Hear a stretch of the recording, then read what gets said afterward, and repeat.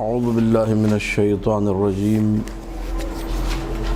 بسم اللہ الرحمن الرحیم الحمد للہ علی ما انعم ولہ الشکر علی ما الہم والثناء بما قدم من عموم نعم ابتدأها والسبوغ آلاء أسداها وتمام منن والاها جمع عن الإحصاء عددها ونأى عن الجزاء أمدها وتفاوت عن الإدراك أبدها وندبهم لاستزادتها بالشكر لاتصالها واستحمد إلى الخلائق بإجزالها وثنى بالندب إلى أمثالها ثم الصلاة والسلام على سيدنا ومولانا أبي القاسم محمد اللهم صل على محمد وآل محمد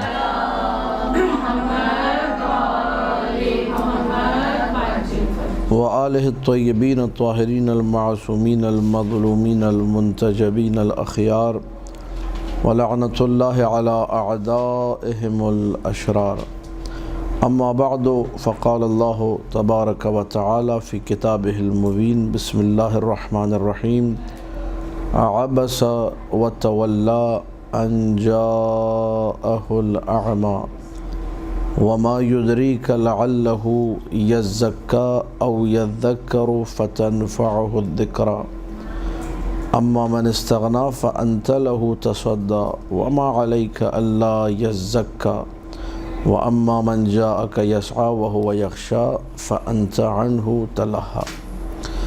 سورہ عبس ہے اور اس کی مختصر تفسیر یا اس کے جو مضامین ہیں ان کو آج بیان کیا جائے گا انشاءاللہ۔ اس سے پہلے والا سورہ نازعات ہے جس میں اللہ سبحانہ و تعالیٰ نے وہ مشرکین جو کہ قیامت کے منکر تھے ان کو ڈرایا ہے، قیامت کے بارے میں بتایا ہے کہ قیامت واقع ہوگی، اور مکذبوں کا جو حال ہے، جو مکذبین ہیں وہ بیان کیا ہے، مومنوں کے ساتھ کیا ہوگا وہ بیان کیا ہے، سارے معاملات وہاں پر ڈسکس کیے ہیں۔ سورہ عبس میں ذکر کیا ہے کچھ ایسے لوگوں کا جو ہیں تو مسلمان، ظاہری طور پر مسلمان ہیں لیکن یہ کہ اسلامی آداب سے، اسلامی اقدار سے ناواقف ہیں، تو ان لوگوں کو ڈرایا ہے۔ ان لوگوں کی توبیخ، ان لوگوں کی ڈانٹ ڈپٹ والی آیات جو ہے اس میں موجود ہیں جس میں ایسے مسلمانوں کو ڈانٹا گیا ہے۔ اور یہ وہ سورہ ہے کہ جس میں ایک بڑا، جسے کہا جائے کہ اختلافی پہلو نکلتا ہے شیعہ اور سنی حضرات کے درمیان۔ شیعوں کا موقف الگ ہے، سنیوں کا موقف یہاں پر الگ ہے۔ سنیوں کی تفاسیر آپ پڑھیں گے، عبسہ و تولی۔ عبسہ عربی زبان میں عبسہ کا معنی ہے آنکھوں کے پاس کی کھال اور پیشانی کی جو کھال ہے اس کو سکیڑ لینا، اس کو سمیٹ لینا، اس کو بھینچ لینا۔ جیسے کبھی آپ کو بدبو آئے، آپ کیسا چہرہ بناتی ہیں اپنا کر کے، عجیب و غریب سموہ دیکھ کے، عجیب، اسے کہتے ہیں عبس، عبوس۔ نفرت اور کراہت کے اظہار کرتے وقت آپ لوگ اپنے آنکھوں کے آس پاس کی کھال کو ذرا سکیڑ لیتے ہیں، بھینچ لیتے ہیں۔ پیشانی بھی سمٹنے لگتی ہے، وہ کھال جو ہے نا جب سمٹنا شروع ہو نفرت اور کراہت کے اظہار کے لیے تو کہا جاتا ہے عبسہ۔ مرد کے لیے عبسہ، عورت کے لیے عبست۔ عبسہ، اس نے ناراضی کا اظہار کیا، اپنے منہ کو جو ہے جسے کہا جائے چہرے کو بگاڑ لیا، اپنی پیشانی کی کھال کو جو ہے سکیڑ لیا، اپنی آنکھوں کو ایک نفرت کا اظہار کیا۔ وہ تولی، اور پیچھے ہٹ گیا۔ تولی، پیچھے ہٹنا۔ کیوں یہ صورتحال پیش آئی؟ کیوں جو ہے عبسہ اور کیوں تولی؟ عبسہ کا معنی واضح ہے بالکل۔ عبسہ یعنی چہرے کو ایسا بنانا کہ لگے کہ یہ کسی چیز سے نفرت اور کراہیت کا اظہار کر رہا ہے۔ کبھی کبھار کوئی بدبو آتی ہے، آپ کیسے منہ کر کے پیچھے ایک دم اپنا چہرہ پیچھے کرتی ہوں کر کے، یہ عبسہ ہے، یہ اندر سے منہ۔ وہ تولی، اور انسان بیک پہ بھی جاتا ہے پیچھے، تولی، عبسہ و تولی، چہرہ بنایا گندا سا، نفرت کا اظہار کیا اور بھاگ گیا پیچھے۔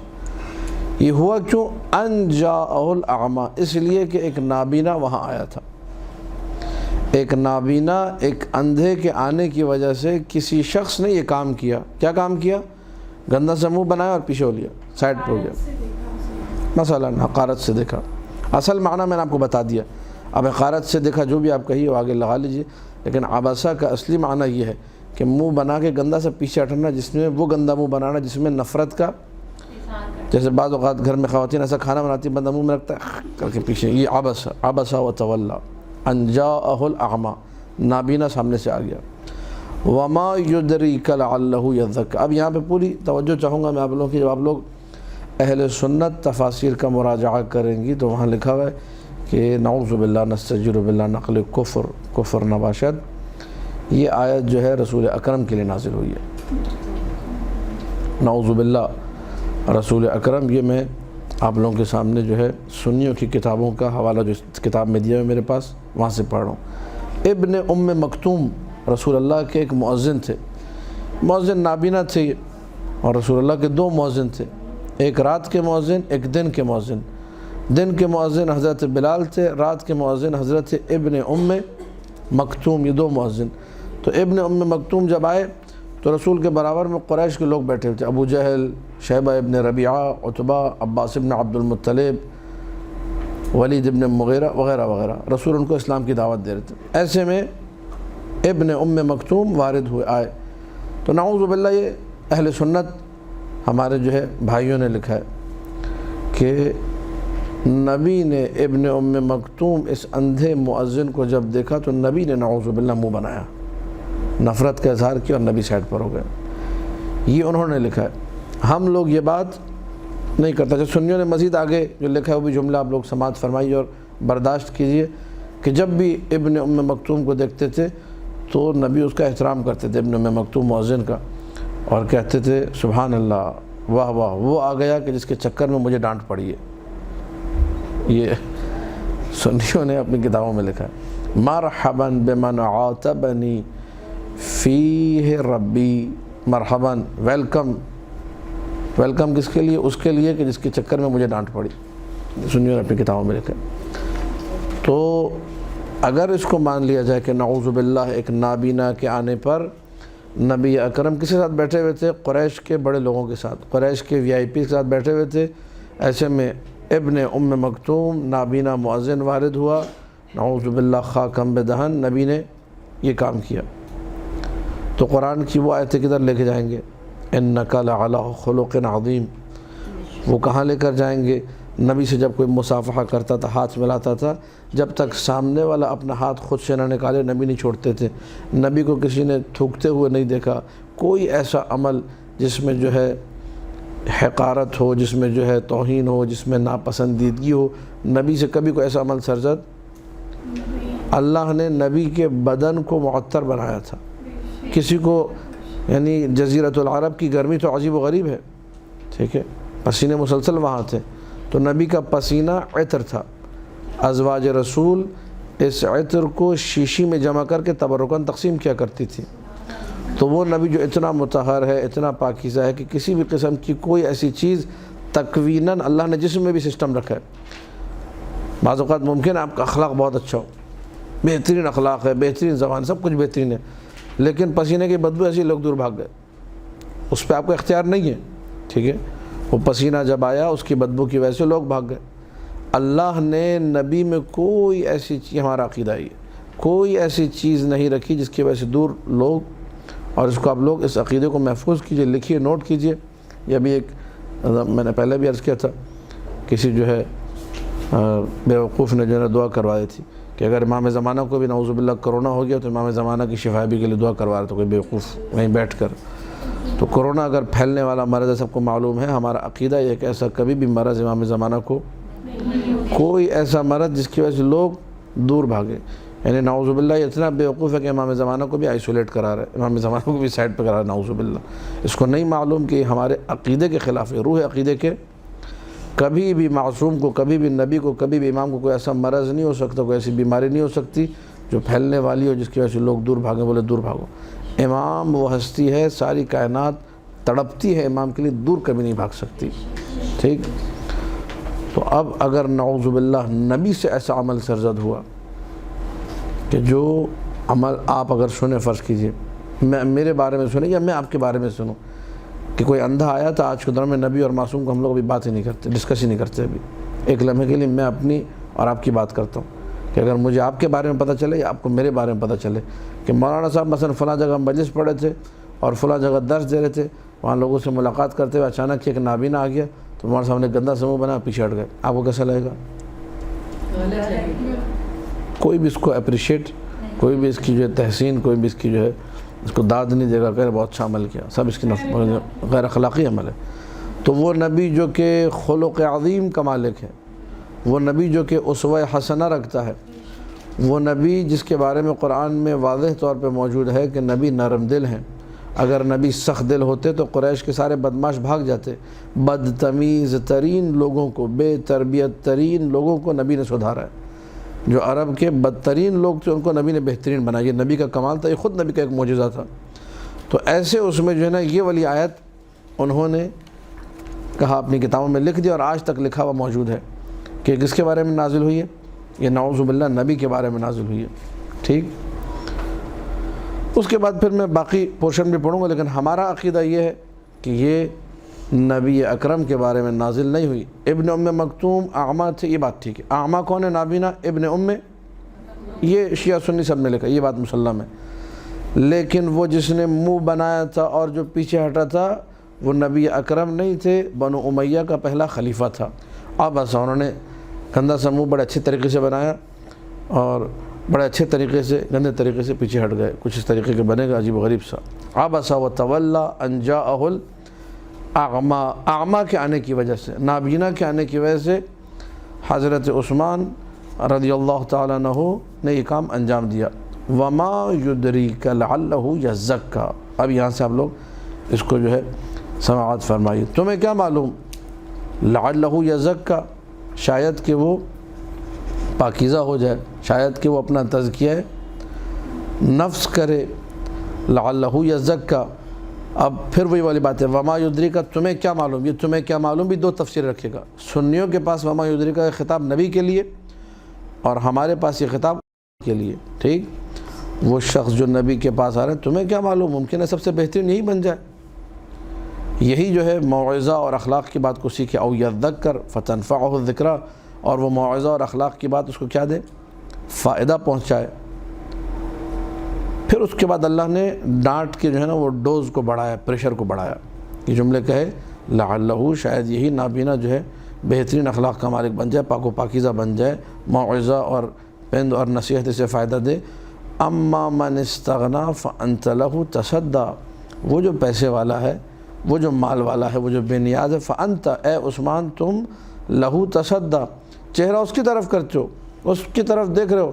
وما علیک اللہ یزکیٰ، خدا محفوظ رکھے، ہماری عاقبت اچھی کرے بھائی. وما علیک اللہ یزکیٰ، تمہیں کوئی ٹینشن ہی نہیں، پرواہ ہی نہیں ہے. وہ ٹھیک ہوتا ہے، وہ ٹھیک نہیں ہوتا. مثلا ایک مثال تو چھوٹی سمجھانے کے لیے، میں مبلغ ہوں، غریب آیا، اس کی داڑھی نہیں تھی، اس کو رگڑ دیا، ایسے باتیں سنیں، اس کو ایسی حدیثیں کھڑا کھڑا ایک کے بعد ایک حدیث. تم مثلا بے شرم ہو، تمہارے پہ دین نہیں ہے، یہ نہیں ہے، وہ نہیں ہے، فلاں نہیں ہے. اس کی داڑھی کٹی تو اس کو پورا 1 گھنٹے کا درس دے دیا. امیر آیا، داڑھی کٹا، اس کے لیے کوئی درس نہیں. کہا کیسے ہیں آپ، خیریت سے، اللہ آپ کی توفیقات میں اضافہ کرے، فلاں ڈھمکا، بڑے پیار محبت سے بات ہو رہی ہے. یہ جو ہے نا یہ دینداری نہیں ہے. یہ عالم دین ایسا دیندار، یعنی غریب اگر داڑھی کٹا ہے تو اس کا بیڑا غرق ہے، اور اگر امیر داڑھی کٹا ہے تو ٹینشن ہی نہیں ہے. اس سے مثلا مجھے خمس مل رہا ہے تو اس لیے مثلا اس کی داڑھی کی بات نہیں کروں گا میں. وہ مثلا مجھے پیسے دے رہا ہے یا میرا کام نکلوا تو اس لیے میں اس کی داڑھی کی بات نہ کروں. اگر یہاں نہیں کر رہے تو کم سے کم ایک پلڑا برابر رکھو، غریب کے ساتھ بھی ہلکا ہاتھ رکھو. ٹھیک ہے، یہ کون سا طریقہ ہے کہ غریب بیچارے کو مسل کے رکھ دیا اور امیر کا جو نا احترام ہو رہا ہے، جبکہ فعل دونوں کا ایک ہی ہے. اس کو سمجھانے کا طریقہ الگ، اس کو سمجھانے کا طریقہ الگ. اور یہ حدیث میں ہے. یہ ہم لوگ بعض اوقات یہ حرکتیں ہم لوگ بھی کرتے ہیں، خدا ہمیں بچائے، اس لیے میں بار بار اپنے لیے کہہ رہا ہوں کہ خدا ہماری عاقبت اچھی کرے. من سلم علی الغنی خلاف سلامہ علی الفقیر لقی اللہ یوم القیامت وہو غضبان علیہ. جس نے امیر کو سلام کیا، حدیث ہے، حدیث معصوم ہے، جس نے امیر کو سلام کیا، ایک مالدار آدمی کو سلام کیا تو سینے پہ ہاتھ رکھ کے سر جھکا کے، سرکار کیسے ہیں آپ، خیریت سے ہیں، آپ کی طبیعت ٹھیک ہے، بڑی خوشی ہوئی آپ کو دیکھ کے، دل یقین کرے خوش ہو گیا، مولا آپ کو آباد رکھے. اور غریب کو سلام کیا, السلام علیکم, اس طرح کر کے سلام کیا سائڈ پہ. تو قیامت کے دن جب یہ خدا سے ملے گا تو اللہ سبحانہ و تعالیٰ اس پر غضبناک ہوگا. ایک عمل 5 سیکنڈ کا سلام, ایک سلام 5 سیکنڈ کا غریب کو کیا اور 15 سیکنڈ کا امیر کو ذرا سینے پہ ہاتھ رکھ کے ذرا گرم جوشی سے ہاتھ اس کا دبا کے لگتا چھوڑنے کا ارادہ نہیں, قبر میں لے کے جانا ہے اس ہاتھ کو. ٹھیک ہے, یہ 2 سلام کے جو اسٹائل ہیں مختلف, یہ کیا کرتے ہیں, یہ خدا کو غضبناک کرتے ہیں. اور خدا غضبناک رہتے ہیں قیامت کے دن تک غضبناک, وہاں بھی خدا اس پہ کیا ہوگا. بڑا سخت اسی لیے میں کہہ رہا ہوں خدا ہماری عاقبت اچھی کرے, یہ ہم لوگ بہت بدماش ہو گئے ہم لوگ. وما علیک ولا تبا اللہ یزکا, تمہیں کوئی ٹینشن ہی نہیں ہے وہ تزکیہ کرے نہ کرے. امیر ہے نا, مستغنی ہے. اما من استغنا فانت له تصدی, تم اسی کی طرف دیکھ رہے ہو, ساری تمہاری توجہ کنسنٹریشن اسی کی طرف ہے. آپ سنائیے آپ کیسے ہیں, خیریت سے. وہ تزکیہ اور تبلیغ کا اثر ہوگا نہیں ہوگا, تزکیہ نفس کرے گا نہیں کرے گا, داڑھی رکھے گا نہیں رکھے گا, مثال عرض کی خالی سمجھانے کے لیے. ما علیک یعنی نو ٹینشن, کوئی تمہیں پرواہ نہیں ہے. وَأَمَّا مَنْ جَاءَكَ يَسْعَى وَهُوَ يَخْشَى, لیکن وہ جو تمہارے پاس دوڑتا ہوا ہے کہ میں دین سیکھ لوں, میں جو نا اچھی بات سیکھ لوں, میں حلال و حرام سیکھ لوں, اور اس کے دل میں خدا کا خوف بھی ہے. وَهُوَ يَخْشَى, لیکن صرف بیچارہ کیا تھا, امیر نہیں تھا, غریب تھا. فَأَنْتَ عَنْهُ تَلَهَا, بعد میں آنا ٹائم لے کر آیا کرو. اس طرح کیسے آگے بھی, کس نے کہا تھا آنے کو. امیر ٹائم لیے بغیر آیا, حاضر خدمت, اب جب آیا آپ کا اپنا گھر ہے. غریب آیا تو بولا کس نے کہا تھا آنے کو, چلو بھائی واپس ہو, بھگا دیا اس کو. فَأَنْتَ عَنْهُ تَلَغَا, تم اسے منہ موڑ دیتے ہو, اس کو لفٹ ہی نہیں کرا, تو اس کو بات کرنے کو تیار نہیں ہو. فون کر کے آنا, فون کرتے تو کہتا ابھی میرے پاس ٹائم نہیں, کل آنا, پرسوں آنا. کلا, یہ طریقہ ٹھیک, امیروں کے سامنے جو نا بالکل جو نا بھیگی بلی بن گئے, اور غریبوں کے سامنے شیر ببر بن گئے. لعنت ہو ایسی تبلیغ پر, اگر کوئی ایسی تبلیغ کر رہا ہے تو یہ تبلیغ نہیں ہے, یہ دین کے خلاف ہے. یہ واضح ہے بالکل. یہ آپ لوگوں نے سماعت فرمایا کہ یہ طریقہ بس اوقات ہم لوگوں میں بھی آ جاتا ہے, جو دین کے نام پر دین کے ٹھیکیدار بن کے معاشرے میں گھوم رہے ہوتے ہیں نا, یہ بعض لوگ یہی حرکتیں کرتے ہیں اور زہر سے زیادہ بدتر لگتے ہیں لوگ. اما من استغنا فانت له تصدی وما علیک اللہ یزکا واما من جاءک یسعی وهو یخشی فانت عنہ تلہا. کلا, نہ اس سے منہ موڑو جو غریب ہے, ٹھیک ہے, نہ یہ کہ تم امیر کے سامنے بچھے جاؤ, اس سے کچھ نہ کہو, اس کو بھی وہی تبلیغ کرو, اس کو بھی دونوں طرف تمہارا جو ہے مزاج ٹھیک نہیں ہے. دین والا مزاج نہیں ہے. دین کا مزاج یہ ہے کہ انسان جو ہے اچھے طریقے سے, امیر ہو یا غریب, ہم یہ بھی نہیں کہہ رہے کہ آپ امیر کے سامنے بدتمیزی شروع کر دیں اور غریب سے پیار محبت سے, یہ بھی نہیں کہا. بعض لوگ شاید اس کا معنی الٹا سمجھیں, یہ بھی نہیں ہے.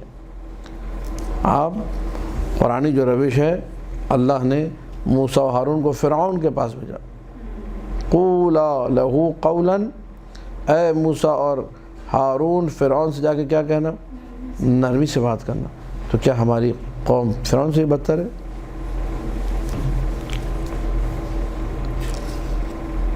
اب آپ لوگوں نے جب یہ سب سن لیا, آیات واضح ہو گئی سب کے لیے. کلا انہا تذکرۃ فمن شاء ذکرہ فی صحف مکرمہ مرفوعۃ مطہرہ بایدی سفرہ کرام بررہ. کلا, یہ کلا میں نے بتایا نیور اور ہرگز کے معنی میں, ہرگز ایسا نہیں. قرآن جو ہے سب کے لیے موعظہ ہے. انہا تذکرۃ, یہ موعظہ ہے ساری کائنات کے لیے, اہل عالم کے لیے. جو چاہے اس سے موعظہ لے, جو چاہے جو ہے اس سے اپنی اصلاح کرے.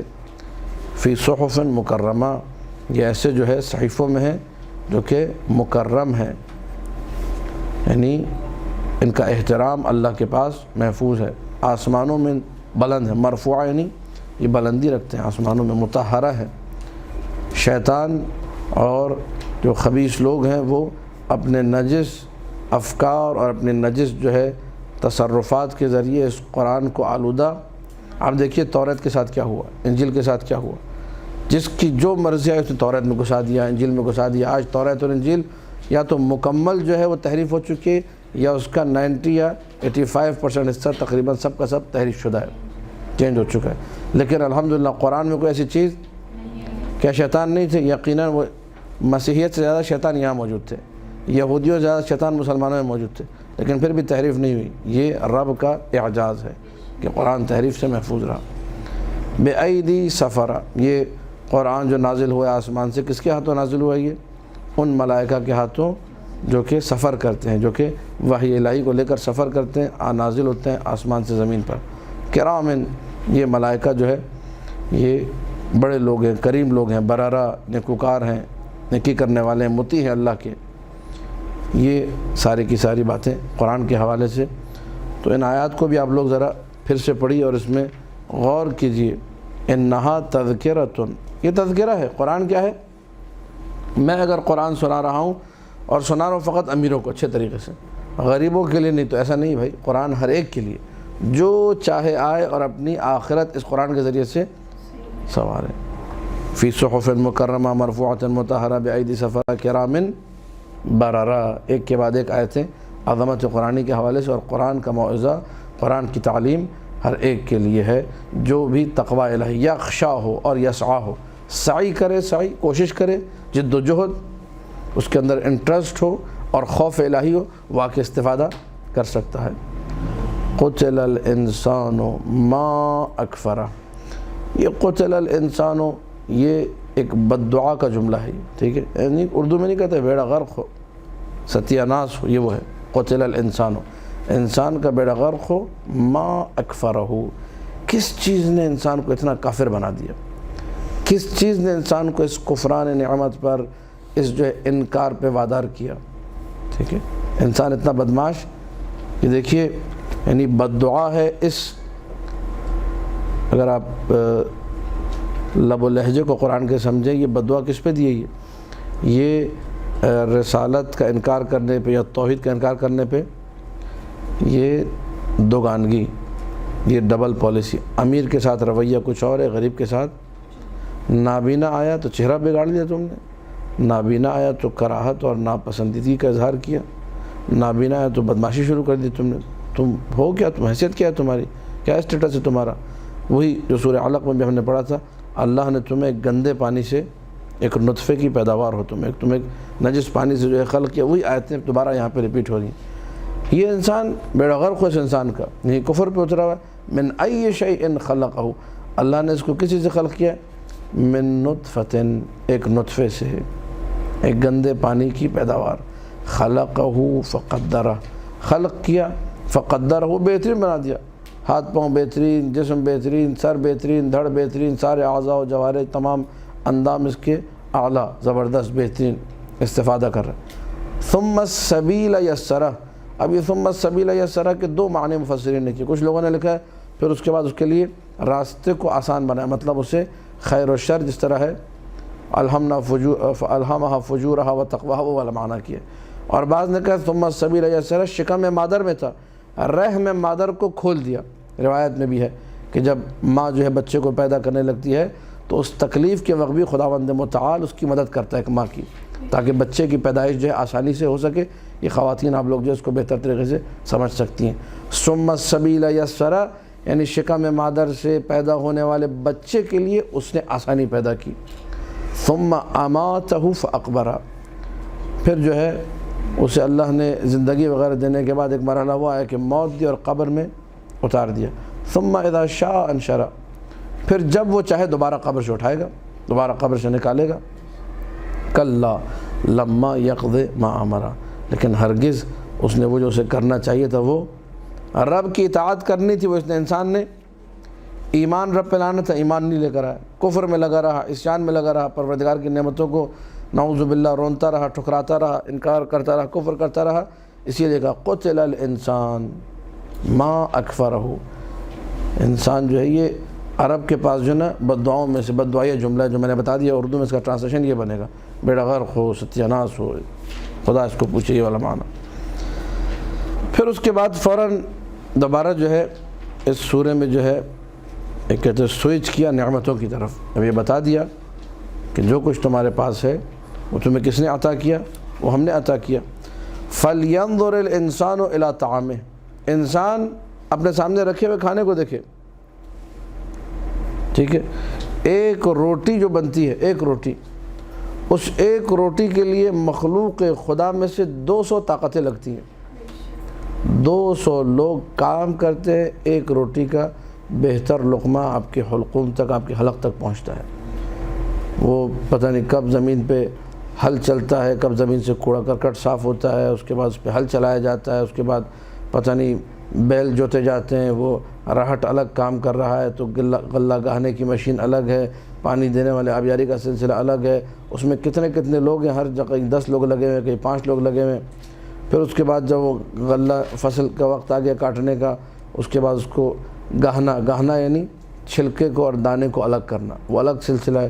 پھر اس کے بعد پیسنا، پھر چکی جو ہے اس میں ڈال کے دانے کو پیسا جاتا ہے، پھر اس کو مزید جو ہے نا پیسا جاتا ہے، یہاں تک کہ وہ آٹے کی شکل میں آپ کے گھر تک جو ہے وہ پہنچتی ہے۔ پھر اس آٹے میں سے مختلف اور 25 کام ہوتے ہیں بیچ میں، صفائیاں وفائیاں وہ سب کر آ کے آپ کے پاس پہنچے۔ پھر گھر میں خاتون خانہ جو ہے جو خدمت کر رہی ہے، معمور ہے خدمت پر، وہ بیچاری جو ہے مکے مار کے اس کو آٹے کو جو ہے گوندتی ہے، پھر اس کے بعد جو ہے نا اس کو توے پہ روٹی بنا کے پھر آپ کو دے دی۔ کتنی زحمت ہوئی۔ فَلْيَنْظُرِ الْإِنسَانُ إِلَىٰ طَعَامِهِ، انسان اس روٹی کو دیکھے، اپنی اس کے سامنے رکھی ہوئی روٹی، اس ساری روٹی پہ کتنی رب کی نعمت ہے، کتنا شکر ادا کرنا چاہیے۔ اگر یہ سب کے سب اپنا کام کرنا چھوڑ دے، ایک روٹی ہمیں ڈھنگ کی نہیں ملے گی، ٹھیک ہے۔ فَلْيَنْظُرِ الْإِنسَانُ إِلَىٰ طَعَامِهِ کی ایک اور تفسیر کی گئی، اور یہ بھی بڑی اچھی تفسیر، اور فی زمانہ اس تفسیر کی ہمیں بڑی شدت سے ضرورت ہے، اور یہ آیتیں آپ لوگ پڑھ کے جو ہے سنائیے لوگوں کو، تاکہ لوگ ان آیات سے استفادہ کریں اور کچھ سیکھیں۔ فَلْيَنْظُرِ الْإِنسَانُ إِلَىٰ طَعَامِهِ کا ایک معنی کیا ہے؟ انسان اپنے سامنے پڑے ہوئے کھانے کو دیکھے۔ آیت کے سیاق اور سباق سے کیا سمجھ میں آیا آپ کو؟ کہ رب نے انسان کے کفران نعمت پر اسے ڈانٹا۔ قُتِلَ الْإِنسَانُ مَا أَكْفَرَهُ، بیڑا غرق کو ایسے انسان کہ یہ کس بات پہ کفر کر رہا ہے، کس بات پہ نعمتوں کا انکار کر رہا ہے، کس بات پہ اتنا تکبر کر رہا ہے، کس بات پہ اترا رہا ہے، اترائیے۔ اس کے اترانے کی کوئی وجہ؟ یہ نابینا سے اپنے آپ کو افضل کیسے سمجھ رہا ہے؟ نابینا کا خالق بھی وہ ہے، بینا کا خالق بھی وہ ہے، اس میں تکبر کس بات کا ہے؟ اس کے بعد فَلْيَنْظُرِ الْإِنسَانُ إِلَىٰ طَعَامِهِ، نعمتوں کی طرف متوجہ کرا ہے۔ یہ جو تمہارے دسترخوان پہ روٹی ہے، کس نے دی ہے تمہیں؟ ہم نے دی ہے۔ یہ روٹی تم تک سکون سے پہنچ گئی، تمہیں اس نعمت کی قدر کرنی چاہیے۔ یہ ایک تفسیر تھی جو پہلے سے چلی آ رہی تھی۔ ایک اور تفسیر بڑی کمال کی تفسیر، اور میں کہہ رہا ہوں فی زمانہ ضرورت ہے کہ اس تفسیر کو آپ لوگ محفوظ کریں اور اپنی مجالس میں اس آیت کو سرنامہ کلام کے طور پہ پڑھیں اور اسی پر گفتگو کریں۔ فَلْيَنْظُرِ الْإِنسَانُ إِلَىٰ طَعَامِهِ، امام باقر علیہ السلام سے اللہم صلی علی محمد و آل محمد۔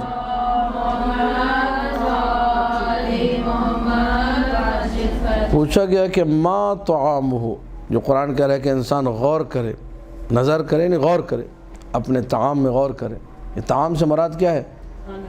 قال علمہ الذی یأخذہ عمن یأخذہ، کھانا نہیں ہے محترمہ، وہ علم مراد ہے۔ علم کس سے لے رہا ہے؟ اس علم کو طعام کہا گیا ہے۔ توجہ، جس طرح طعام جو ہے، کھانا آپ نے کھایا، کھانا کیا کرتا ہے؟ اچھا کھانا ہو تو طاقت دے گا، اور اگر کھانے میں اجزاء خراب ہوں گے، گندیدہ اجزاء ہوں گے، کچھ بوسیدہ قسم کے اجزاء ہوں گے، ٹھیک ہے۔ بعض اوقات خواتین سستی کرتی ہیں، فریج میں پرانا کھانا نکال کے دے دیا، پتہ چلا شوہر کو فوڈ پائزن ہو گیا، ہوتا نہیں ہوتا یہ گھروں میں فوڈ پائزن ہو گیا۔ فوڈ پائزن اسی طرح ہوتا ہے، سستی کی وجہ سے کھانا نہیں بناتی، 3 دن پرانا کھانا گرم کر کے دے دیا تو فوڈ پائزن ہو گیا۔ یہ جو فوڈ پائزن ہوا یہ کیوں ہوا؟ یہ کھانے کی تاثیر، کھانا خراب تھا۔ طعام کا مطلب پھر پڑھائی کے حوالے سے، علم کے حوالے سے۔ جی وہی عرض کر رہا ہوں، یہ دوسری تفسیر، دوسرا معنی ہے، تعویل ہے یہ۔ وہ پہلی تھی وہ بھی ٹھیک ہے اپنی جگہ پر، طعام یعنی کھانے پہ غور کرے، خدا کی نعمت پر۔ اور دوسرا معنی کیا ہے؟ معصوم نے فرمایا، 5ویں مولانا نے فرمایا کہ علم کے بارے میں غور کرے کہ علم کہاں سے لے رہے ہیں۔ آج کل آپ یوٹیوب پہ بیٹھے جو ویڈیو ملی کھول کے دیکھ لیا اور اس کو عقیدہ بنا کے بیٹھ گئی، تو غلط طریقہ ہے۔ فَلْيَنْظُرِ الْإِنسَانُ إِلَىٰ طَعَامِهِ، انسان اس علم پر غور کرے کس عالم سے لے رہا ہے، یہ وہ عالم معتبر ہے یا نہیں ہے، کس مدرسے کا پڑھا ہوا عالم ہے بھائی، وہ کہاں کا پڑھا ہوا، اس کے افکار کیا ہیں، اس کا عقیدہ کیا ہے۔ یہ نہیں کہ جو بھی امامے والا نظر آئے فوراً تقریر چھاپی اور جا کے آگے سنا دی، یا جو ہے اس سے افکار کو لینا شروع کر دیا، عقیدے کو۔ فَلْيَنْظُرِ الْإِنسَانُ إِلَىٰ عِلْمِهِ، طَعَامِهِ یعنی علم۔ وجہ کیوں طعام کو علم کیوں کہا گیا؟ جس طرح طعام آپ کے جسم کے لیے نفع اور نقصان رکھتا ہے، علم بھی اسی طریقے سے۔ اچھا علم آئے گا آپ کی فکر اچھی ہو جائے گی، برا علم آئے گا آپ کے افکار کیا ہو جائیں گی؟ ٹھیک ہے، اچھا عقیدہ آئے گا پوری زندگی پر کیا پوری آخرت پہ بھی اثر انداز ہے، برا عقیدہ آ گیا تو ایک کھانا زہریلا کھانا انسان کو مار دیتا نہیں، موت کی مدت پہنچا دیتا ہے، زہریلا عقیدہ بھی اسی طریقے سے۔ فَلْيَنْظُرِ الْإِنسَانُ إِلَىٰ طَعَامِهِ، انسان اپنے علم کو دیکھیے، علم کہاں سے لے رہی ہے؟ ایسا تو نہیں ہے کہ میں نے کوئی زہریلا عقیدہ یا کوئی آلودہ عقیدہ یا وہ 3 دن کا بوسیدہ عقیدہ لے لیا جس سے جو ہے پیٹ خراب ہو جائے مثلا، ٹھیک ہے، واضح ہے یا نہیں؟ تو ایک تفسیر کیا ہے طعام سے مراد؟ ایک تفسیر علم، ٹھیک ہے۔ تو اس کو آپ لوگوں نے دوسری تفسیر کے حوالے سے دیکھیں کہ انسان جو علم اخذ کر رہا ہے، آج کل کیا ہوتا ہے، یہ بہت بڑا ایک معضلہ اور ایک مشکل ہے، جو پوسٹ آئی اسی کو انسان عقیدہ بنا لیتا ہے، پوسٹ پڑھی اور اس پہ عمل کرنا شروع کر دیا، یہ غلط طریقہ ہے۔ بھائی کہاں سے آئی یہ پوسٹ، کس نے بنائی یہ پوسٹ؟ کوئی معتبر ادارہ، کوئی فیس بک، کوئی 5ویں آسمانی کتاب ہے جو تمہیں جو بھی نظر آئے تم نے اس پہ عمل کرنا شروع کر دیا؟ فوراً فارورڈ بھی کر دیتے ہیں، بیوقوف لوگ ہیں، کیوں فارورڈ کرتے، منع کریں، ہاں بغیر تحقیق کی، یہ آخری درجے کی جو ہے بیوقوفی ہے۔ فَلْيَنْظُرِ الْإِنسَانُ إِلَىٰ، یہ علم جو ہے انسان اس کو دیکھے، فَلْيَنْظُرِ الْإِنسَانُ إِلَىٰ، بیوقوف نہ بنے کہ فوراً فارورڈ کرنا شروع کر دے، بلکہ توجہ کرے کہ یہ کہاں سے ہے، اس کا مصدر کیا ہے، اس کا منبع کیا ہے، یہ علم کدھر سے ہے۔ علمہ، یہ معصوم کی تعبیر ہے، میری نہیں ہے، علمہ الذی، کہ اس کا علم، الذی یاخذہ، جس کو وہ لے رہا ہے، امن یاخذہ، کس سے لے رہا ہے، کون ہے، کہاں سے یہ علم آ رہا ہے۔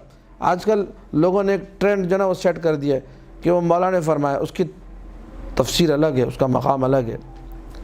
لا تنظر الی من قال، انظر الی ما قال، یہ مت دیکھو کون کہہ رہا ہے، یہ دیکھو کیا کہہ رہا ہے، ٹھیک ہے، یہ مت دیکھو کون کہہ رہا ہے، یہ دیکھو کیا کہہ رہا ہے۔ اس کے نتیجے میں کیا کیا، طاہر الجمیل کا درس سننا شروع کر دیا، طاہر القادری کو سننا شروع کر دیا، جا کے 4 الجرول لوگوں کو سننا شروع کر دیا، یہ جملہ سیٹ کر کے، یہ مت دیکھو کون کہہ رہا ہے، کیا کہہ رہا ہے۔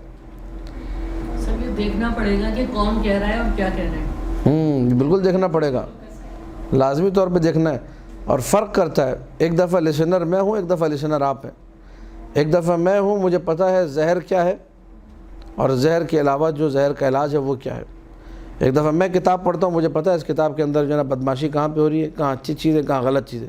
ایک دفعہ آپ کتاب پڑھتے من نوعانوں سے A to Z تسلیم کر لیتے، تو کوئی طریقہ نہیں ہے یہ، واضح یا نہیں ہے؟ تو فرق ہے، جو پروفیشنل ہے جس نے زندگی لگائی کتابوں کو سمجھنے میں، اس کا پڑھنے کا طریقہ الگ ہے، اس کا سیکھنے کا طریقہ الگ ہے، اس کا سننے کا طریقہ الگ ہے۔ لیکن ایک دفعہ ایک عام سا بندہ ہے، وہ اگر اس کو ہم نے یہ تعلیم دے دی کہ یہ مت دیکھو کون کہہ رہا ہے، یہ دیکھو کیا کہہ رہا ہے، اس کو بیچارے کو پتہ ہی کیا کہہ رہا ہے، ٹھیک ہے۔ یہ تو بیچارے دیکھا آپ نے، جشن ہوتا ہے، مشاعرہ ہوتا ہے، ٹھیک ہے، کیا کہنے پھر برابر میں کیا کہا، کیا کہنے، ٹھیک ہے، یہ حال ہے ان لوگوں کا، کیا کہنے کیا کہا، اس یہ حال ہے یہ۔ تو ایسے لوگوں کے بارے میں تو یہ نہیں ہے۔ فَلْيَنْظُرِ الْإِنسَانُ إِلَىٰ طَعَامِهِ، انسان غور کرے کسی کی طرف، إِلَىٰ عِلْمِهِ، علم کی طرف، تفسیر معصوم ہے۔ اَنَّا صَبَبْنَا الْمَاءَ صَبًّا، ہم نے آسمان سے پانی بہایا، ثُمَّ شَقَقْنَا الْأَرْضَ شَقًّا، پھر زمین کو پھاڑا، اس زمین میں سے نباتات، پھول پودے، انگور اور پتہ نہیں دنیا کی کیا انواع و اقسام کی نعمتیں آگے ذکر۔ فَأَنبَتْنَا فِيهَا حَبًّا، ہم نے اس میں دانہ اگایا، اناج۔ گندم کہاں سے مل رہی ہے؟ زمین سے۔ جو کہاں سے مل رہا ہے؟ زمین سے۔ یہ دالیں ساری کہاں سے مل رہی ہے؟ زمین سے۔ یہ لوبیا، یہ چنے، یہ سارے کی ساری چیزیں جو مفید ہیں کہاں سے ملتی ہیں ہمیں؟ زمین سے۔ فَأَنبَتْنَا فِيهَا حَبًّا، اس میں ہم نے دانہ، اناج جسے آپ کہتے ہیں وہ۔ وَعِنَبًا وَقَضْبًا، انگور اور کھجور اور یہ چھوارے، یہ کہاں سے نکلتے ہیں سارے؟ سب زمین سے، درخت تو زمین پہ ہی لگتا ہے۔ وَزَيْتُونًا وَنَخْلًا، اس دن ہم نے بیان کیا تفصیل سے، وَالتِّينِ وَالزَّيْتُونِ وَطُورِ سِينِينَ وَهَٰذَا، آپ لوگ تھے اس دن درس میں؟ جی سر۔ تین اور زیتون والے مراجعہ کیجئے کہ تین اور زیتون کی لمبی چوڑی تفسیر جو میں نے بیان کی تھی۔ وَزَيْتُونًا وَنَخْلًا، جو درخت ہمارے پاس فائدہ مند ہیں، ان درختوں میں جو 2 سب سے زیادہ فائدہ مند درخت ہیں وہ یہ 2 ہیں، ایک زیتون کا اور ایک کھجور کا، نخل کا۔ وَحَدَائِقَ غُلْبًا، اور ایسے باغات، ایسے جو ہے باغات غلبا، جہاں پہ چاروں طرف گھنے درخت ہیں۔ گھنا درخت مفید ہے یا نہیں ہے؟ فائدہ مند ہے یا نہیں ہے؟ آکسیجن آپ کو مل رہا ہے، پتہ نہیں لکڑی آپ کو مل رہی ہے، دنیا کی نعمتیں ایک درخت سے آپ کو ملتی ہیں، آپ کو اندازہ بھی نہیں ہے۔ وَفَاكِهَةً وَأَبًّا، پھل آپ کو مل رہے ہیں، ابا جانوروں کی جو خوراک ہے، گھاس پھوس وغیرہ چارہ، وَأَبًّا یا وہ چراگاہ جو ہے وہ آپ کے پاس موجود ہے۔ وہ چراگاہ کس نے بنا کے دی؟ وہ بھی رب کی طرف سے۔ یہ ابا کے حوالے سے ملتا ہے لفظ ابا، ابن یا ابن۔ ابن کا لغت میں کیا معنی ہے؟ یہ حضرت سے ابو بکر سے پوچھا گیا۔ وَفَاكِهَةً وَأَبًّا، یہ سورہ عبس کی جو آیت ہے وَفَاكِهَةً وَأَبًّا، اس میں کیا مراد ہے ابا سے؟ تو انہوں نے کہا کہ جو ہے مجھے نہیں معلوم، لا اعلم، مجھے ابن کا معنی معلوم نہیں ہے۔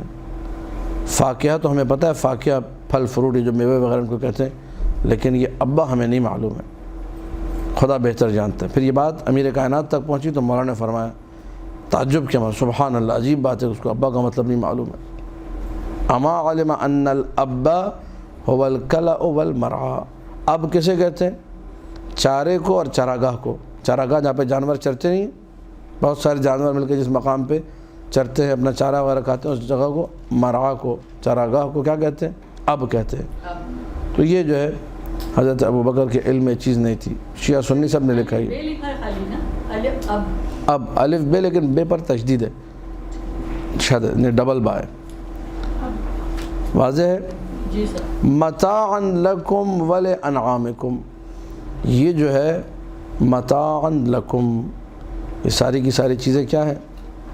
تمہارے لیے منفعت کا باعث ہے، تمہارے لیے، تم اس سے فائدہ اٹھاؤ۔ لکم ولانعامکم، اور تمہارے جانوروں کے لیے بھی۔ چارہ کون دے رہا ہے؟ وہ بھی اللہ دے رہا ہے، جانوروں کا چارہ۔ جانوروں کی خوراک بھی وہ فراہم کرتا ہے، ہماری خوراک بھی۔ جتنی مخلوقات خدا ہیں سب کو کیا مل رہا ہے؟ وہ مشہور و معروف واقعہ ہے کہ ایک دن حضرت سلیمان نبی نے چاہا کہ میں ساری کائنات کی دعوت کروں، تو کہا کہ میں پورے جو زمین جتنے لوگ ہیں سب کی دعوت کرنا چاہتا ہوں کہ ہر بندہ کھائے۔ تو انہوں نے پتہ نہیں کتنا سال لگا کے پہاڑ جتنا جو ہے نا اناج اور گندم اور چاول وغیرہ سب جمع کیا۔ تو اللہ نے کہا میں اپنا پہلا مہمان جو ہے اپنی طرف سے بھیج رہا ہوں۔ وہ ایک مچھلی دریا سے نکلی، پورا پہاڑ لے گئے اپنے اندر، غائب، سے 2-3 سال کی محنت، پورا پہاڑ مچھلی کھا کے چلی گئی۔ ٹھیک ہے، تو یہ خداوند متعال کا جو رزق کا سسٹم ہے یہ بھی عجیب و غریب ہے۔ یہ جو نیشنل جغرافک چینل ہے، اینیمل پلانٹ چینل، اس پہ دیکھیے کبھی کبھار یہ بڑی بڑی مچھلیاں ایک سیکنڈ کے اندر پتہ نہیں لاکھوں مچھلیاں کھا جاتی ہیں، چھوٹی چھوٹی۔ ان کی ایک ٹائم کی غذا، یعنی ہمارے اگر سال بھر کی غذا ہے وہ ان کی 1 سیکنڈ کی غذا ہے، وہ جو کھا کے لوگ ہضم بھی کر جاتے ہیں۔ یہ سب خداوند متعال کا نظام ہے کہ خداوند متعال نے ہر ایک کے رزق کو اس کے سپرد کیا، کوئی بھی بھوکا نہیں ہے۔ متاعا لکم ولانعامکم فاذا جاءت الصاخہ، اب یہ جو فاذا جاءت الصاخہ ہے اس کو ہم لوگ بریک کے بعد کے لیے رکھتے ہیں۔ وصلی اللہ علی محمد وآلہ الطاہرین۔ بسم اللہ الرحمن الرحیم۔ فاذا جاءت الصاخہ یوم یفر المرء من اخیہ وأمه وأبيه وصاحبه وصاحبته وبنيه لكل امرئ منهم يومئذ شأن يغنيه، جب چیخ سنائی دے گی، سورہ عبس جہاں سے ہم نے چھوڑا تھا وہیں سے، صاخہ ایک پکار، ایک چیخ، ایک ہولناک، ایک ڈرانے والی اور دھمکا دینے والی آواز انسان کو۔ جب وہ صاخہ، جب وہ سور جب پھونکا جائے گا دوسری مرتبہ، جس کی شدت ایسی ہوگی کہ لوگوں کو لگے گا کہ ان کے کانوں کے جو پردے ہیں وہ پھٹنے والے ہیں، یا یہ کہ جو ہے نا انہیں لگے گا کہ ہمارا سینہ جو ہے نا وہ ایسا ہے کہ اب دل جو ہے نا باہر آنے والا ہے اس پکار، اس جو ہے چیخ اور اس سور کے بعد۔ فاذا جاءت الصاخہ، یہاں پر اس صاخہ سے مراد کیا ہے؟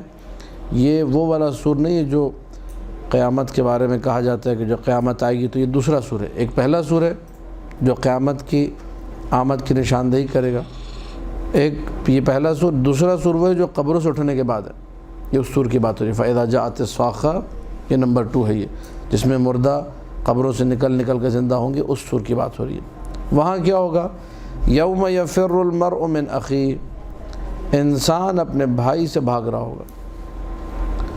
دنیا میں اگر دیکھیں تو ایک بھائی کو بھائی سے کتنی محبت ہوتی ہے، شدید محبت ہوتی ہے، بھائی میرا سگا بھائی ہے، و امہ و ابی، ماں باپ سے انسان ماں کو چھوڑ کے بھاگ رہا ہوگا، اپنے باپ کو چھوڑ کے۔ وہ ماں جو مہربان تھی، وہ ماں جو کہ ہر وقت خیال رکھتی تھی، ہر وقت پوچھتی تھی، وہ باپ جو کہ مہربان تھا، وہ باپ جس نے زندگی بھر خیال رکھا۔ انسان اپنی ماں سے فرار کر رہا ہوگا، اپنے باپ سے۔ یہ یوم الحشر کے حالات کو بیان کیا جا رہا ہے۔ وَصَاحِبَتِهِ وَبَنِيهِ، وہ بیوی جو صاحبہ تھی یعنی انیسہ تھی، جس سے پیار کرتا تھا، جس سے محبت کرتا تھا، وہ بیوی نہیں کہ جس سے نفرت تھی، جس کو طلاق دیتی نہیں، صاحبتِهِ، وہ جس سے محبت تھی، جس کے ساتھ زندگی کے اچھے دن گزارے تو اس سے بھی فرار کر رہا ہوگا۔ وہ بیویاں جن سے انسان دنیا میں فرار کرتے ظاہر اس کی بات نہیں ہو رہی ہے، وہ جو زندگی میں جس سے محبت تھی، عشق تھا، اس بیوی کی بات ہو رہی ہے، وہاں اس سے بھی بھاگ رہا ہوگا۔ وَبَنِيهِ، بچوں سے، جن بچوں کو پالا پوسا، جن بچوں کی ساری بدماشیاں بھی برداشت کرنے کو تیار تھا، کوئی میرے بچوں کو کچھ نہ کہے۔ ایک خاندانوں میں لڑائیاں ہو رہی ہیں آج کل بچوں کی وجہ سے، ٹھیک ہے، بہن سگی بہن سے لڑی پڑی بچوں کی وجہ سے، بھائی بھائی سے لڑ رہا ہے بچوں کے چکر میں۔ ان بچوں کے لیے، جن بچوں کے لیے انسان ساری کائنات سے لڑ گیا، وہاں انہی بچوں کو چھوڑ کے بھاگ رہا ہوگا۔ لِكُلِّ امْرِئٍ مِّنْهُمْ يَوْمَئِذٍ شَأْنٌ يُغْنِيهِ، وجہ کیا ہے؟ وجہ یہ کہ ہر انسان اس نفسا نفسی کے عالم میں ہوگا، ہر ایک کو صرف اپنی نجات کی فکر ہوگی۔ بہت بڑا پیغام، بہت ہی بڑا میسیج ہے۔ کیا میسیج ہے؟ آخرت بنتی ہے دنیا سے، الدنیا مزرعۃ الآخرہ، دنیا جو ہے وہ آخرت کے لیے کھیتی ہے۔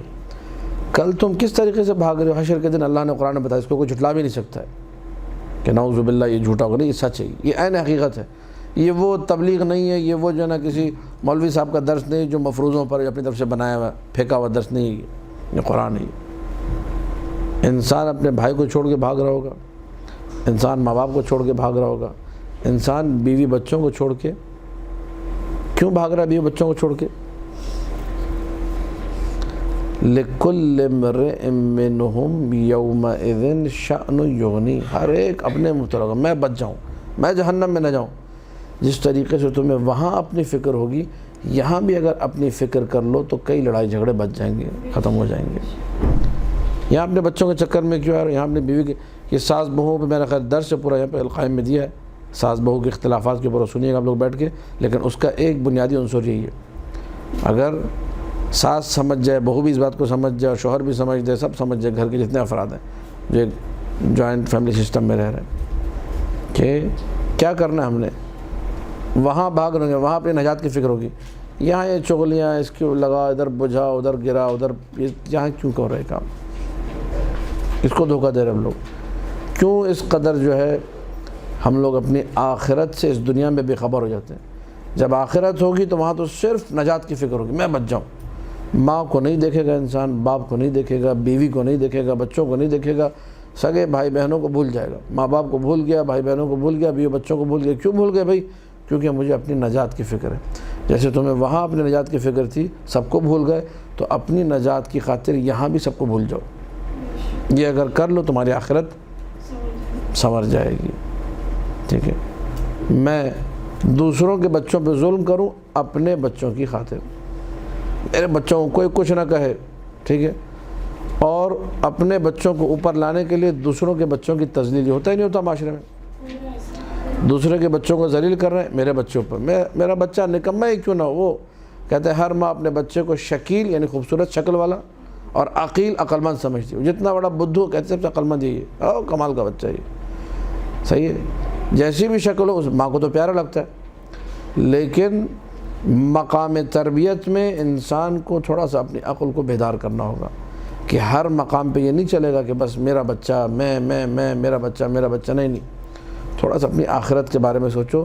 جس آخرت میں تم اسی بچے کو چھوڑ کے بھاگو گی، جس آخرت میں تم اپنے ماں باپ کو چھوڑ کے بھاگ جاؤ گی، جس آخرت میں تم اپنے بھائی بہن کو چھوڑ کے بھاگ جاؤ گی، اپنے شوہر کو چھوڑ کے بھاگ جاؤ گی، ذرا تھوڑا سا اسی آخرت کے بارے میں یہاں بھی سوچ لو، یہاں بھی اعمال ویسے کرو کہ وہاں تمہیں پھر نجات کے بارے میں اس طریقے سے پریشان ہونا نہ پڑے۔ یہ قیامت کے احوال ہے، یہ بڑا عجیب و غریب اس میں ضمیر کو جھنجھوڑنے والا میسیج جو ہے وہ موجود ہے۔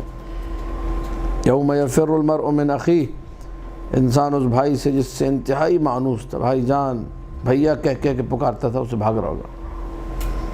مومن میں ہی اپنی ماں سے بھاگ رہا ہوگا، باپ سے بھاگ رہا ہوگا، بیوی سے بھاگ رہا ہوگا، بچوں سے بھاگ رہا ہوگا۔ لِكُلِّ امْرِئٍ مِّنْهُمْ يَوْمَئِذٍ شَأْنٌ يُغْنِيهِ، ان میں سے ہر ایک جتنا ایسا نہیں ہے کہ انسان، میں مثال کے طور پر اپنی ماں سے بھاگ رہا ہوں تو ماں جو ہے نا مثال طور پر انتظار کرے گی میرا بچہ مجھے آگے سینے سے لگ جائے، ماں خود بھی بھاگ رہی ہوگی، ہر ایک مشغول ہوگا اپنی فکر میں، توجہ ہو رہی نہیں ہو رہی؟ لِكُلِّ امْرِئٍ مِّنْهُمْ، یہ منہم سب کی طرف لوٹ رہی ضمیر، یہ جو پروناؤن ہے ہم سب کے لیے، سارے کے سارے، ماں باپ بھائی بہن یار دوست سب۔ یومئذ شأن یغنی، میں اگر ماں سے بھاگ رہا ہوں تو ماں بھی بچے سے بھاگ رہی ہوگی، میں اگر بھائی سے بھاگ رہا ہوں تو بھائی بھی مجھ سے بھاگ رہا ہوگا، میں اگر باپ سے بھاگ رہا ہوں تو باپ کو بھی بیٹوں کی فکر، ہر بندہ اپنی فکر میں ہوگا میں بچ جاؤں۔ تو یہاں کیوں اپنی فکر، یہاں کیوں آخرت کو برباد کرتے ہو خواہشات نفسانی کی خاطر، یہاں اس بات کو کیوں بھلا بیٹھتے ہو کہ کل کو یہ ہونے والا ہے، کل کو کسی کی فکر نہیں ہوگی، صرف اپنی نجات کی فکر ہوگی، وہی نجات کی فکر جو تمہیں وہاں ہے جس کی وجہ سے تم نے ماں باپ کو چھوڑ دیا، ابھی وہ آج یہاں بھی وہی نجات کی فکر کرو۔ بیوی اگر غلط کر رہی ہے، حرام کر رہی ہے، خوشبو لگا کے نامحرم کے سامنے جا رہی ہے، بے پردگی کر رہی ہے، یہاں بھی روکو، نہی عن المنکر تو کرو، کم سے کم اپنا فرضہ تو پورا کرو۔ کیوں چپ ہو گئے؟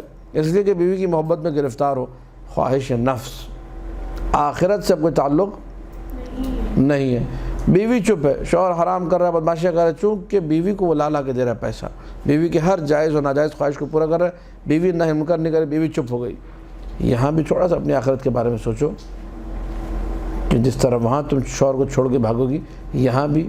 اسی لیے وہ کسی نے سوال کیا، آیت اللہ سیستانی سے، یہ سننے والا سوال اور جواب ہے کہ قبلہ میرا شوہر، مجھے یورپ کی بات ہے یہ، مجھ سے کہتا ہے کہ تم اسکرٹ وغیرہ پہنو اور مختلف پارٹیز میں میرے ساتھ میرے چلو، اور دوستوں کے سامنے تم بھی نظر آؤ، ان کی بیویاں آتی تم بھی آؤ، میری بیوی بھی آنی چاہیے، اور مجھ سے کہتا ہے تم حجاب وغیرہ اتار دو، بال وغیرہ کھول کے ویل ڈریسڈ ہو کے ذرا اچھے شوق و چنچل کپڑے پہن کے، جو وہاں کا لباس ہے وہ پہن کے چلو، تو میں کیا کروں؟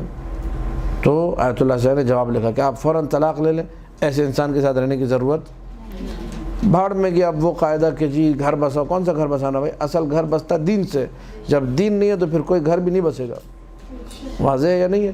کہ آپ طلاق لیں۔ حجاب کی رعایت کیا ہے؟ آج آپ کسی کراچی شہر میں کتنی بے وقوف خواتین ہیں جنہوں نے اپنا پردہ اتار دیا صرف اس لیے کہ گھر بسا رہے، ان کا گھر واللہ العلی العظیم کبھی بھی نہیں بس سکتا۔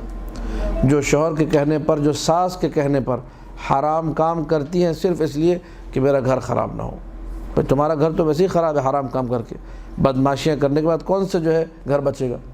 خدا کی مخالفت، لا طاعت لمخلوق فی معصیت الخالق، امام حسین سلام اللہ علیہ کا جملہ، مخلوق کی کوئی اطاعت نہیں جب خالق کی معصیت ہو رہی ہو۔ باپ بھی اگر مجھ سے کہے کہ حرام کام کرو تو وہاں باپ کی اطاعت ختم، کوئی باپ نہیں، یہاں پر احترام کروں گا، بدتمیزی نہیں کروں گا، لیکن ہاتھ جوڑ لوں گا کہ بھائی یہ خالق کی معصیت ہے، میں نہیں کر سکتا۔ یہاں پہ اب باپ کی اطاعت واجب، بیوی پر شوہر کی اطاعت واجب ہے دو چیزوں میں، ایک بنا اجازت کے گھر سے باہر نہ نکلے، اور دوسرا تمکین میں ازدواجی زندگی کے حوالے سے۔ اس کے علاوہ اگر وہ نعوذ باللہ حرام کام کرنے کو کہہ رہا ہے، بے پردہ ہونے کو کہہ رہا ہے، تو بیوی پر کسی بھی قسم کی اطاعت واجب۔ آج یہاں پہ سوچو، یہاں پہ جس طرح وہاں کل بھاگ رہے ہوں گے، یہاں پہ آج بھاگو، حرام سے بھاگو، آخرت بچاؤ اپنی۔ یہ بہت اہم میسیج ہے، تھوڑا سا انسان اس کو اپنی زندگی میں اگر اپلائی کریں تو بڑی چیز سامنے کھل کے آ جائیں گی۔ یوم یفر المرء، اسی کے ذیل میں کچھ روایتیں ہیں، عجیب و غریب قسم کی روایتیں، شیعہ سنی سب نے نقل کی ہیں کہ نبی کی ایک زوجہ حضرت سودا نے پوچھا، بعض سنیوں نے نقل کیا کہ حضرت عائشہ نے پوچھا کہ لوگ جو ہے کس طریقے سے محشور ہوں گے، میدان حشر میں کیسے آئیں گے؟ تو کہا حفات و عورات، حفات حافی کہتے ہیں ننگے پاؤں، حفات ننگے پاؤں ہوں گے، و عورات اور برہنہ ہوں گے، بدن پر لباس نہیں ہوگا، اس عالم میں آئیں گے۔ تو اس نے کہا کہ ہائے رے میں ماری گئی، کیا ہم سب اس طرح ایک دوسرے کو دیکھ رہے ہوں گے؟ میں بھی برہنہ، سامنے دوسرے نامحرم مرد بھی برہنہ، سب ایک دوسرے کو دیکھیں گے؟ تو نبی اکرم نے فرمایا کہ وہاں وہ نفسا نفسی کا عالم ہوگا کہ کسی کو دوسرے کو دیکھنے کی فرصت، یہ آپ کر لیجئے فارمولہ، کہ وہ کیا کر رہا ہے. ہمارے یہاں عورتوں میں پورے محلے کی خبر ہوتی، نہیں ہوتی تو اپنی خبر نہیں ہوتی. ٹھیک ہے، اب تو خالہ کیا کر رہی ہے، پپو خالہ کیا کر رہی ہے، چمو خالہ، ممو خالہ، چمو، پورا علاقہ یاد ہے ان کو. ٹھیک ہے، لیکن میں کیا کر رہی ہوں، میری کیا شرعی ذمہ داری تھی، میں نے کس طرح شوہر کو ناراض کیا، میں نے کس طرح اپنے خاندان والوں کو ناراض کیا، میں نے کچھ نہیں کیا، اس کی کوئی فکر کر لیں گے. ابھی ٹینشن نہیں ہے کوئی، کون سا بھی سر پہ آئی ہوئی ہے. یہ صورتحال ہے. ٹھیک، وہی برائیاں اکثر خواتین میں دیکھیں گے آپ، وہی برائیاں جو دوسروں کی وہ بیان کر رہی ہوتی ہیں، وہ بے درجہ عتم بڑھ چڑھ کے ان میں اپنے اندر موجود ہوتی ہیں، لیکن ان کو نظر ان کے بارے میں وہی شعر ہے جو اردو کی پہلی کتاب میں 100 سال پہلے لکھا گیا تھا. اوروں کی بری بات تو بھاتی نہیں تم کو، پر اپنی برائی نظر. یہ ان کا حال ہے. دوسروں کو دیکھ رہے ہیں، اپنے آپ کو دیکھنے کو تیار نہیں ہے. تو قیامت کا دن عجیب و غریب دن ہے. یوم حشر عجیب و غریب، برہنہ ہوگا انسان حدیث کے مطابق، شیعہ سنی دونوں نے نقل کیے. ننگے پاؤں ہوگا، برہنہ ہوگا، لیکن دوسروں کو دیکھنے کی فرصت. آج میں اور آپ اسی عالم کو سوچیں کہ یہ بھی ایک عالم حشر، کیونکہ تیاری وہی کی ہے. ٹھیک ہے، لگ جائیں اپنی حفاظت میں کہ میں اپنے آپ کو حرام سے بچا لوں، میں اپنی جنت تیار کر لوں، میں اپنی جہنم کو ختم کر دوں، بجھا دوں، اس آگ کو بجھا دوں جو میرے لیے بھڑک رہی ہے، میں اس آگ میں نہ جاؤں، کہیں میں جلنے نہ پاؤں. اگر وہی صورتحال ہم نے یہاں بنا لی تو ہمارے آخرت کے معاملات جو ہے انتہائی آسان ہو جائیں گے. وجوہ یومئذ مسفرہ، کچھ چہرے ایسے ہوں گے جو وہاں پر درخشاں ہوں گے، نور نکل رہا ہوگا. ضاحکۃ، وہ ہنس رہے ہوں گے. ایک یہ ہے، ایک ادھر بھاگ رہا ہے، ادھر بھاگ رہے ہیں. ٹھیک ہے، ماں کو بچے کی فکر نہیں، بچے کو ماں کی فکر نہیں، بھائی کو بھائی کی فکر نہیں. اور ایک کچھ لوگ ایسے بھی ہوں گے جو چہرے ایسے ہوں گے، نور ٹپک رہا ہوگا، نور بہہ رہا ہوگا، فرحان، خوشحال، ہنسی ہوگی چہرے پہ، مسکراہٹ ہوگی. مستبشرہ، اور یہ خوشخبری کو ڈھونڈ رہے ہوں گے، فرشتہ کہ انہیں خوشخبری دیں گے. ابشروا بالجنہ، تمہیں جنت کی خوشخبری ہو، جنت تمہیں مبارک ہو. وہ جنت جس کا وعدہ کیا گیا تھا وہ تمہارا انتظار کر رہی ہے. ووجوہ، اور دوسری طرف کچھ چہرے ہوں گے یومئذ علیہا غبر، اسی حشر کے دن دو چہرے قرآن نے بتایا. حشر کے میدان میں دو قسم کے چہرے، ایک چہرہ خوشحال ہے، درخشان ہے، اور فرشتوں کی خوشخبری کا منتظر ہے کہ آ رہے بس خوشخبری لے کر چلو بھائی جنت میں. اور دوسرا چہرے پہ جو ہے مٹی پڑی ہوگی، غبار، ترحقها قطرہ، اور اس کے اوپر پھٹکار برسی ہوگی، کالا ہٹ، بالکل ایک سیاہی جسے کہتے ہیں وہ چہرے پر ہوگی. اولئک هم الکفرۃ الفجرہ، یہ وہ لوگ ہیں جو دنیا میں کافر تھے اور اللہ اور رسول کے منکر تھے، اعمال میں فاجر تھے، گناہگار تھے، عصیان کار لوگ تھے، لوگ معصیت کرتے تھے، بدمعاش قسم کے لوگ تھے. تو اس سورے نے ہمارے سامنے بہت ساری چیزوں کو کھولا، خاص کر کے آخرت کے حوالے سے جو بھی ہم نے پیراگراف پڑھا اس میں ہمارے سامنے یہ چیزیں آئیں کہ انسان کو جس طریقے سے وہاں ہیں یہاں بھی ہونا چاہیے، اپنی نجات کے بارے میں سوچنا چاہیے. وہاں بھاگ رہا ہے، یہاں بھی بھاگے، حرام سے بھاگے، رشتہ داروں سے نہ، حرام سے بھاگے. میں تمہاری خاطر حرام نہیں کروں گا، میں شوہر کی خاطر حرام نہیں کروں گا، شوہر کریں، میں بیوی کی خاطر حرام نہیں کروں گا، بچے کہیں ماں باپ کی خاطر حرام نہیں کریں گے، ماں باپ کہیں بچوں کی خاطر حرام. ایک بچے کو بچانے کے لیے ماں 40 جھوٹ بولتی ہے، باپ 40 جھوٹ بولتا ہے کہ ہمارا بچہ بچ جائے، خواہ مخواہ کا جھوٹ. بچہ بھی دیکھتا ہے میرے لیے جھوٹ بول رہا ہے، اس کا مطلب جھوٹ بولنا بڑی اچھی بات ہے، وہ بھی جھوٹ بولنا شروع کرتا ہے. پورا معاشرہ آپ کا دیکھیے کس قدر جھوٹ بولا جا رہا ہے، بات بات پہ جھوٹ ہے. ٹھیک ہے، ہر بندہ جھوٹ بول رہا ہے، بنا کسی مقصد کے، بنا کسی فائدے کے جھوٹ بول رہا ہے. 8 بجے آئے کہتے ہیں 8:15 بجے آیا ہوں، 8:15 آئے تو کہتے ہیں مثلا 8 بجے آیا ہوں. 15 منٹ کا ہر بندہ جھوٹ بول رہا ہے. 8:15 آئے گا 8:30 مثلا 15 منٹ کا جھوٹ. ٹھیک ہے، ہیلو السلام علیکم، کہاں پہنچے؟ بھائی یہ گھر کے پاس ہوں، ابھی گھر سے نکلا ہے، کہتا ہے پہنچ گیا میں، 5 منٹ میں آ گیا. سولجر بازار سے نکلا آنند چولی مثلا، بابا پہنچ گیا 5 منٹ میں آ گیا. آدھے گھنٹے کا رستہ ہے، 25 منٹ کا جھوٹ. یہ ہوتا نہیں ہوتا؟ یہ عرف عام ہو گیا. یہ عرف عام پہ لعنت ہے جس میں جھوٹ ہے. یہ عرف عام نہیں ہے، یہ دین کے خلاف ہے. سامنے والے کو ذلیل کر رہا ہے، وہ دوسروں کو پھر جھوٹ بولتا ہے. ہم 5 منٹ میں پہنچ رہے ہیں، سب انتظار کر رہے ہیں آپ کا. ایک جو ہے نا تماشا لگا ہوا ہے، اور 5 منٹ میں آ رہے ہیں، 5 منٹ میں آ رہے ہیں. یہ عیب ہے، یہ بدماشی ہے. یہ چھوٹے چھوٹے انسان جھوٹ بولتا ہے، پھر یہی جھوٹ پوری زندگی تباہ ہو برباد کر دیتے ہیں. بیوی پھر جھوٹ بولتی ہے شوہر سے، کیونکہ بچپن سے جھوٹ سنا ہے نا، جھوٹ بولا ہے. بیوی شوہر سے جھوٹ بولتی ہے، آخر میں کسی بات پہ خطرناک لڑائی اور پھڈا ہوتا ہے. پھر شوہر کا دماغ جب کھلتا ہے، بیوی کی محبت سے تھوڑا سا فارغ ہوتا ہے، تو پکڑتا ہے جھوٹ، اچھا اس دن بھی جھوٹ بولا، ہاں یہ بھی جھوٹ، یہ چلو بھی طلاق دے دیں. کیا 15 منٹ 20 منٹ، اور پھر اس کو جو سچ ہوتا ہے نا وہ بھی جھوٹ دکھتا ہے، پھر طلاق ہو جاتی ہے. طلاق کیوں ہوتی ہے؟ ہمارے معاشرے میں 50% طلاقیں جھوٹ کی وجہ سے. بیوی شوہر سے جھوٹ، شوہر بیوی سے جھوٹ پہ طلاق ہو رہی ہے. نکاح ہو رہا ہے جھوٹ پہ، تو اس کے فوراً بعد پھر طلاق بھی ہوتی ہے.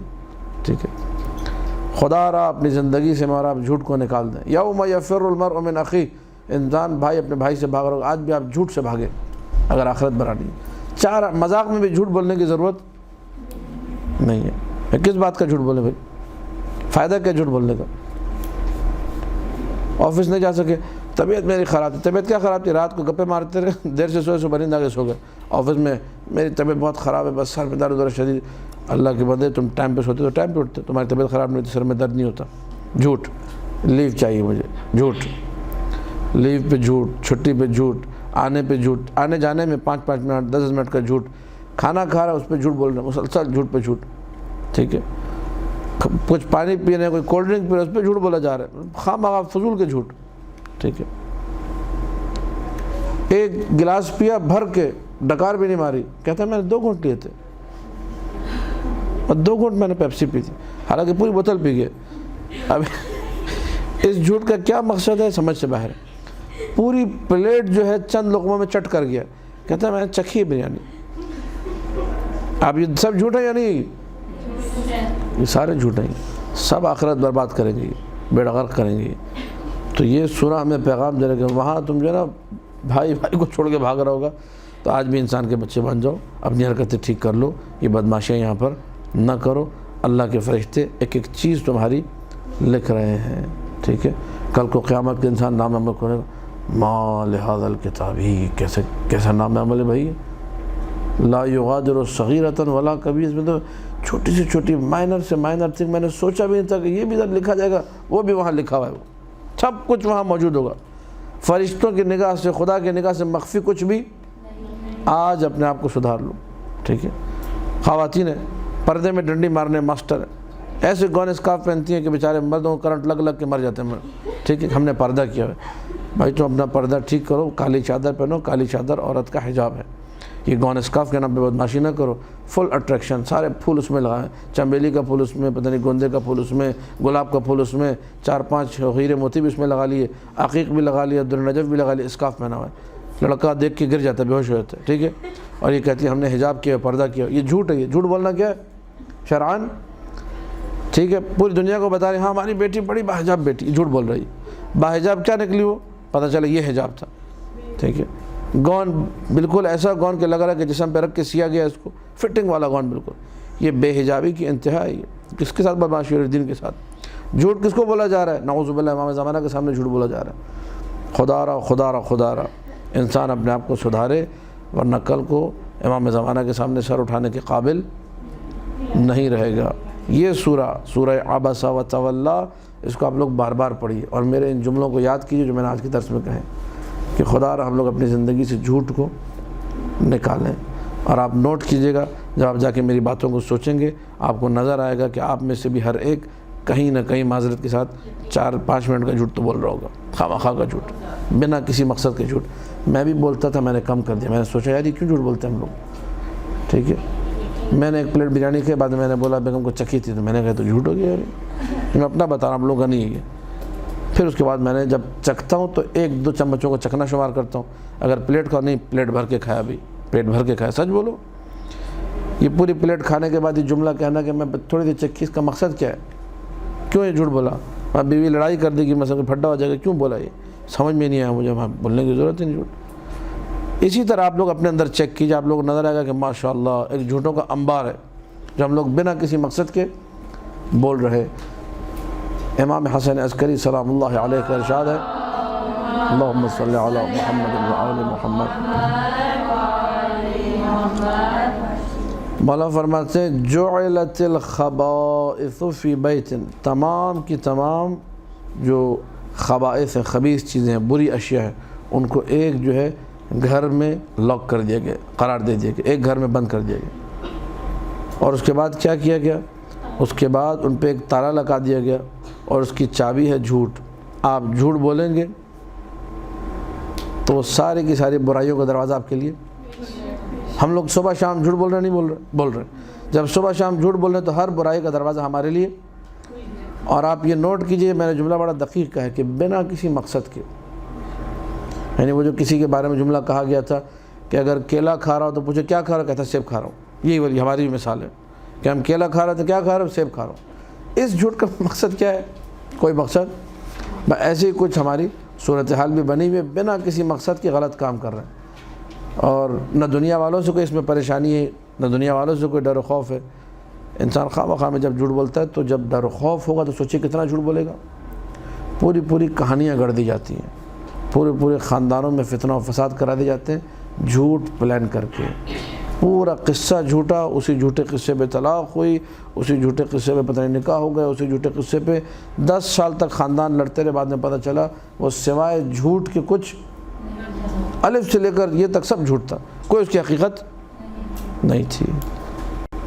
فَإِذَا جَاءَتِ الصَّاخَّةُ يَوْمَ يَفِرُّ الْمَرْءُ مِنْ أَخِيهِ وَأُمِّهِ وَبَنِيهِ وَصَاحِبَتِهِ وَصَاحِبَتِهِ وَبَنِيهِ لِكُلِّ امْرِئٍ مِّنْهُمْ يَوْمَئِذٍ شَأْنٌ يُغْنِيهِ. ہر انسان اپنے آپ میں لگ جائے. آپ اپنے گریبان میں خود جھانکیے، دیکھیے آپ کی کیا کیا عیوب ہے. اور بہترین انسان وہ ہے جو اپنے عیوب میں، معصوم کا ارشاد ہے، مشغول ہو جائے، اپنی اصلاح میں لگ جائے. میں اپنی خامیاں، میری کیا خامیاں ہیں، اور میں آپ کو نہیں بتاؤں گا، میں تو اپنے اوپر رکھ کے بیان کر دوں گا، کسی اور پہ رکھ کے بیان کر دوں گا. آپ کی جو خامیاں، جتنا آپ ان خامیوں سے واقف ہیں کوئی بھی واقف. آپ کو پتہ ہے میں کتنی چال باز ہوں، آپ کو پتہ ہے کہ میرے اندر کیا کیا جو ہے فراڈ موجود ہے، کیا کیا جھوٹ موجود ہے، کیا کیا چیزیں موجود ہیں جو میں نے آہستہ آہستہ دور کرنی ہے. بہترین انسان وہ ہے جو بنا کسی خوف و خطر کے اپنے نفس کے ساتھ جہاد کرے کہ میں نے اپنے آپ کو ٹھیک کرنا. ٹھیک ہے، غلطی ہوتی ہے ہر ایک سے، مجھ سے غلطی ہو رہی ہے، میں اصلاح کروں. آپ سے غلطی ہو رہی ہے، آپ اصلاح کریں. خداوند متعال سے دعا ہے کہ ہم سب کی عاقبت بخیر کرے، ہم سب کو اپنے بارے میں سوچنے کی توفیق عطا کرے.